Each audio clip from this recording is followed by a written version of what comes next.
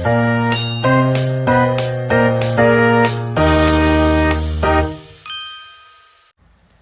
everyone, my name is Rachma Aulia. I'm from morning class. Today I'm going to talk about Neoclassical's English literature. This period, also known as the Age of Reason, because people in this era believed that logic, order, and disciplines were more important than emotion, imagination. Yeah, it means start around 1660 and until around 1798, just before the Romantic period began. For the definition of neoclassical, it means the word neoclassical means new classical. Yes. Writers during this time wants to bring back the style and spirit of ancient Greek and Roman literature. And they believe it that art should follow rules, structures, and a moral purpose. For them, literature was not only for fun, but also to teach readers how to live wisely and behave properly. That's why neoclassicals is writing often shows balance, logic, and clear expression. Yeah, it's focused on what is rational and universal, not personal feelings or emotion. And for the main genres, it means there were four main genres in neoclassical literature. For the first is poetry, drama, essay, and early novels. For the first is poetry. Poets usually wrote in heroic couplets, two lines that rhyme and have rhythm.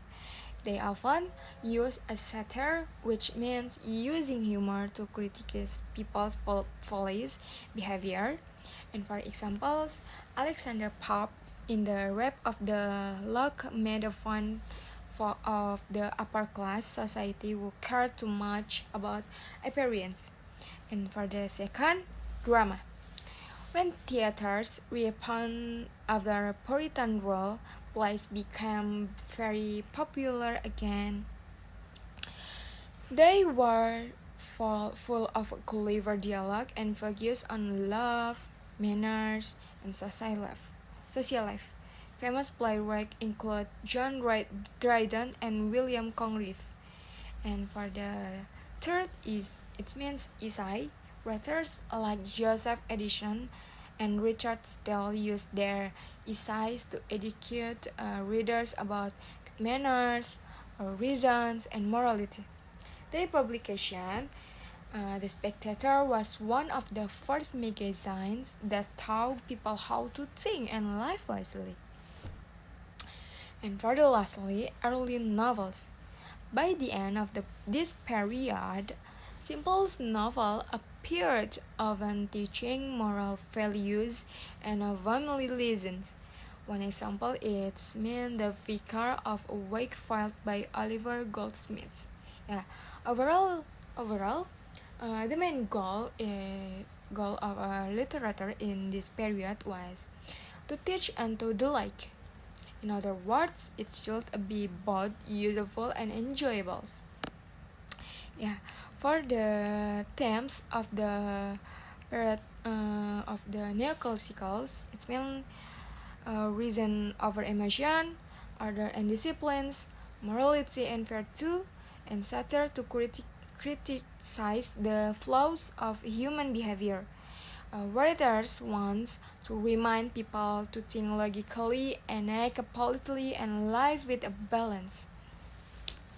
And then they believe it, the art could help make a people and a society better. And for the historical context, it means this period began after King Carlos II returned to the throne in 1600, called the Restoration. It was a time when art, music, and theater come back to life after years of restriction. under the Puritans. At the same time, Europe entered the Enlightenment when thinkers like John Locke and Isaac Newton prompted a logic, science, and a human reason. The middle class started to grow, printing became cheaper, and more people learned to read. Because of that, essays, newspapers, and novels become very popular and influential. Later, around the end of the 80th century, people start to feel that a logic and rules were too strict. They they want more freedom, emotion, imagination, and that's when Romanticism began to replace Neoclassical. And from the major author, it means Alexander Pope, and one of the most famous writers of this period was Alexander Pope. Yeah, it means he was known for his smart use of a language, moral idea, and sharp satire. Even though even though he was often sick, he became one of the greatest poets in English literature. His important works include a rap of the Lark and his eyes on a man, and the Dulciet in an his eyes on a man.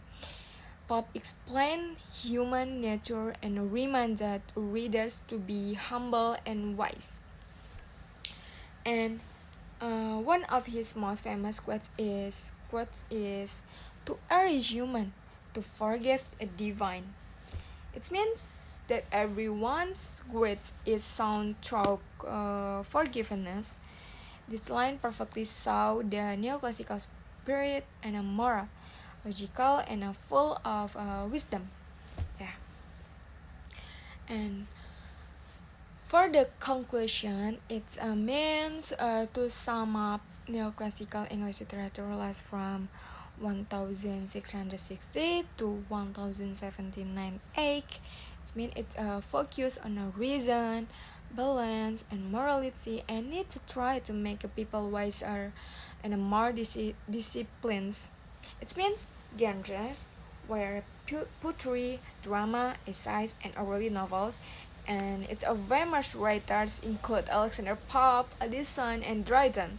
This period taught our readers that a literature is not only for entertainment, but also a guide to live a good and thoughtful life.